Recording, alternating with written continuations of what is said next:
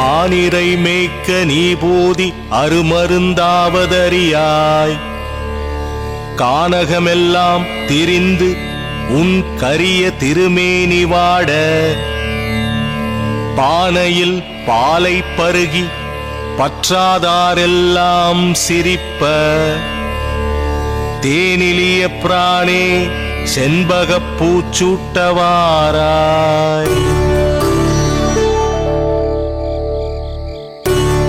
என்பது பெரியாழ்வார் பாசுரம்.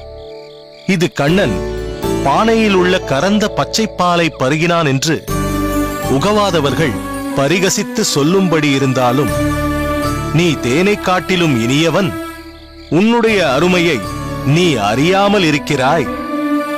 இவ்வுலகில் உள்ளோருக்கு பிறவி நோய் அறுக்கும் மருந்தாகவும், பரமபதத்தில் உள்ளோருக்கு போக மகிழ்ச்சிக்கு மருந்தாகவும் நீ இருப்பதை நீ அறியாமல் இருக்கிறாய்.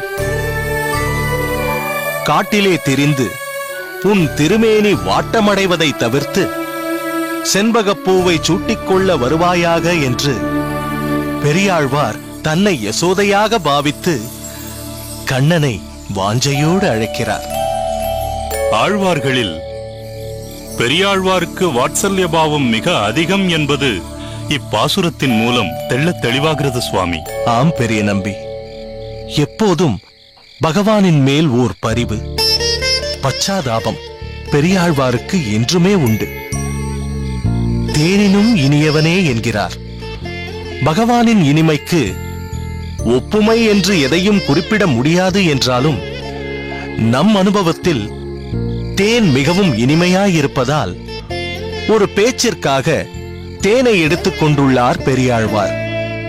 மேலும் பிறவி நோய்க்கு அருமருந்தாவான கண்ணன் என்று சொல்லாமல் சொல்லும் வண்ணம் அருமருந்து என்று சொல்லி, அதை நீ அறியமாட்டாய் என்று சிறு பாலகனாகவே கண்ணனை எண்ணி தாயுள்ளத்தோடு பாடுகிறார்.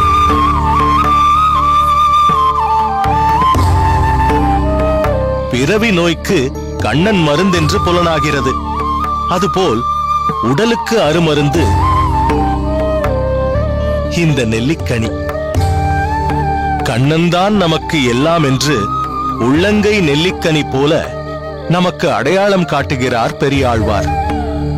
கண்ணனைப் போலவே அதி அற்புதமான இந்த நெல்லிக்கனியும் சிறந்த மருத்துவ குணமுடையது.